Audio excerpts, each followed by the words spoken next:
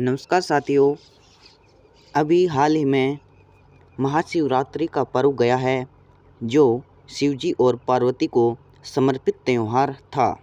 ठीक है साथियों, तो आज के सेशन में हम जानेंगे शिव जी के कुछ इम्पोर्टेंट बातों के बारे में जो शायद हमें पता नहीं हो। ठीक है साथियों, तो आज हम जानना ज़रूरी है सीरीज में कुछ शिव जी के बारे में कुछ तथ्य को देखेंगे और जानेंगे। ठीक है साथियों, हम नेक्स्ट चलते हैं, आगे बढ़ते हैं। शिव जी पर तुलसी क्यों नहीं चढ़ाते हैं? ठीक है साथियों, तुलसी विष्णु जी और उनके अवतारों की पूजा में खास तौर पर चढ़ाई जाती है। ठीक है, लेकिन शिव पूजा में तुलसी का इस्तेमाल नहीं किया जाता है।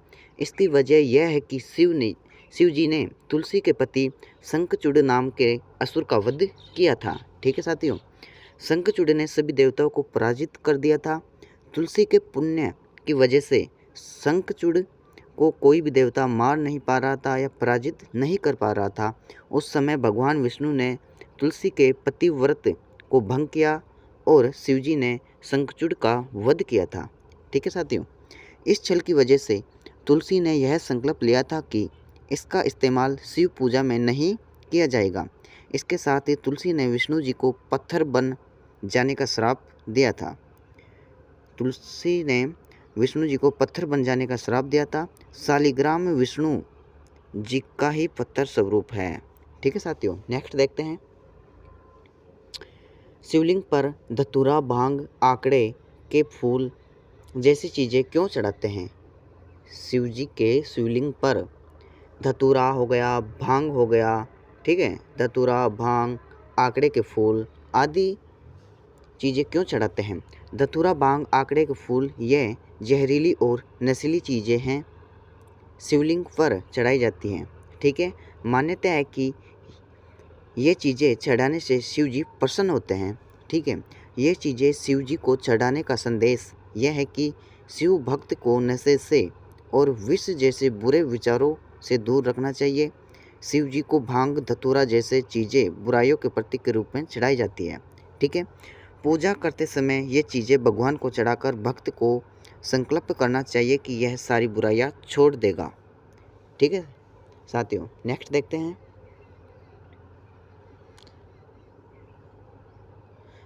शिवलिंग पर चंदन का लेप क्यों किया जाता है? ठीक है, शिवलिंग होता है उसके ऊपर जो चंदन का लेप है वो क्यों किया जाता है? ठीक है साथियों, नेक्स्ट देखते हैं। जल दूध चढ़ने के बाद शिवलिंग पर चंदन का तिलक लगाया जाता है, लेपन किया जाता है। इसकी तासीर ठंडी होती है। चंदन लगाने से शिव जी शीतलता मिलती है, शिव जी को शीतलता मिलती है। जब हम चंदन का टीके हमारे सर के ऊपर लगाते हैं या माथे के ऊपर लगाते हैं तो हमारा मन भी शांत होता है। यह चंदन की महक से सुखद और पवित्रता का अनुभव होता है। ठीक है साथियों, नेक्स्ट देखते हैं।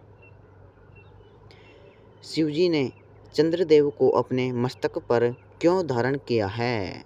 ठीक है साथियों, शिवजी ने चंद्रदेव को अपने सर पर क्यों धारण किया है? ठीक है, नेक्स्ट देखते हैं। शिवजी ने विषपान किया था। शिवजी ने विषपान किया था, इसके बाद उनके शरीर में गर्मी बहुत अधिक बढ़ गई थी।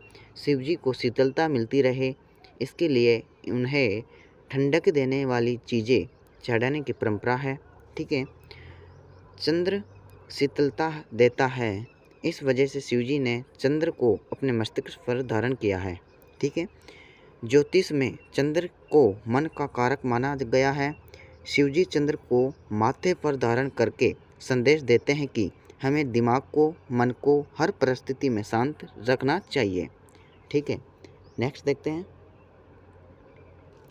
शिवजी को भस्म क्यों चढ़ाई जाती है?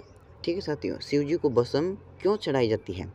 शिवजी अपने शरीर पर भस्म रमाते हैं। भस्म का मतलब होता है दोस्तों राख। ठीक है, इस सृष्टि का सार है। भस्म इस सृष्टि का सार है। जब सृष्टि नष्ट होगी तब अंत में राख ही बचेगी। यही राख शिवजी धारण करते हैं, यानी सृष्टि खत्म होने के बाद सभी प्राणियों की आत्मा शिवजी में समा जाती है। ठीक है, ऐसे कुछ मान्यता है। शिव जी को भस्म चढ़ाने का संदेश यह है कि भगवान के लिए सभी प्राणी एक समान है और मृत्यु के बाद सभी शिव जी समा जाएंगे। मृत्यु के बाद सभी शिव जी के पास चले जाएंगे या शिव जी समा जाएंगे उन प्राणियों को। ठीक है, इस कारण शिव पूजा में भस्म भी चढ़ाई जाती है। ठीक है, नेक्स्ट देखते हैं। शिव जी के गले में नीला निशान क्यों दिखता है? ठीक है साथियों, आखिर शिव जी का जो गला है उसमें जो नीला निशान होता है वो हमें क्यों दिखाई पड़ता है? देवताओं और असुरों में समुद्र मंथन किया तो सबसे पहले विष निकला था। यह विष इतना खतरनाक था कि इसकी वजह से पूरी सृष्टि खत्म हो सकती थी।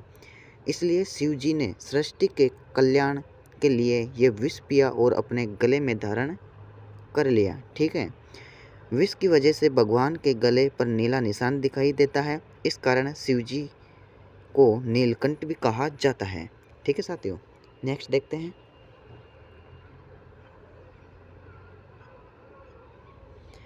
अगर शिवलिंग खंडित हो जाए यानी टूट जाए तो उसकी पूजा करें या नहीं?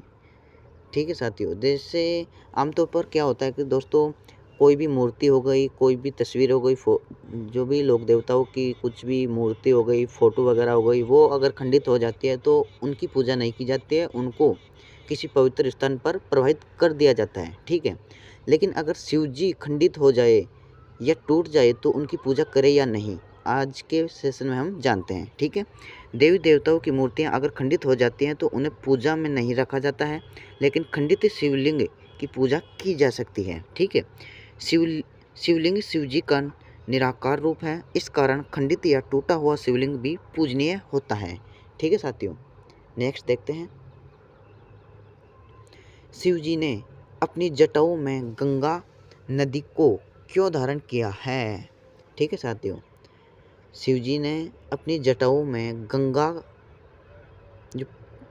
नदी है जिसको क्यों धारण किया है, ये एक क्वेश्चन बनता है। ठीक है साथियों, जो गंगा नदी है वो शिव जी ने अपनी जटाओं में क्यों धारण किया है? ठीक है, देखते हैं इसके बारे में। इस परंपरा के पीछे राजा भागीरथ की कथा है। राजा भागीरथ अपने पूर्वजों के उद्धार के लिए गंगा नदी को धरती पर लाना चाहते थे। इसके लिए उन्होंने तप किया।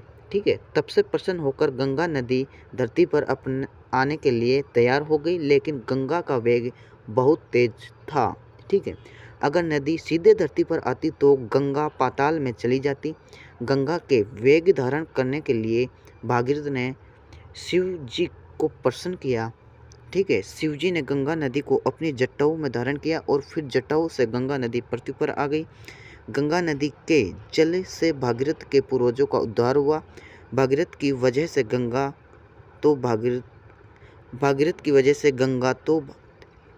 गंगा नदी को भागीरथी नदी भी कहा जाता है। ठीक है दोस्तों, नेक्स्ट देखते हैं। शिव जी का जल दूध से अभिषेक क्यों किया जाता है? ठीक साथियों, शिव जी का जल से और दूध से उसको नहलाया क्यों जाता है या अभिषेक क्यों किया जाता है, देखते हैं। जल और दूध की पतली धारा शिवलिंग पर लगातार चढ़ाई जाती है। जब देवताओं और असुरों ने समुद्र मंथन किया तो उसमें से हलाहल विष निकला था। ठीक है, इस विष को शिव जी ने गले में धारण किया। विष की वजह से शिव जी के शरीर में गर्मी बहुत अधिक बढ़ गई थी। उस गर्मी को शांत करने के लिए शिवलिंग पर जल दूध की धारा चढ़ाई जाती है। शिव जी को बेलपत्र, दही, घी आदि चीज़ें भी इसलिए ही चढ़ाई जाती है क्योंकि यह भगवान को शीतलता प्रदान करती है। ठीक है साथियों, नेक्स्ट देखते हैं। ठीक है साथियों, आज का सेशन यही ख़त्म होता है और हम मिलते हैं आपसे नए टॉपिक में। ठीक है साथियों, तो कृपया आप लाइक करें, शेयर करें और सब्सक्राइब ज़रूर करें। ठीक है साथियों, नेक्स्ट वीडियो आपके लिए जल्द ही उपलब्ध होगा। कृपया आप वीडियो को सपोर्ट बनाए रखें। ठीक है, थैंक यू, जय हिंद।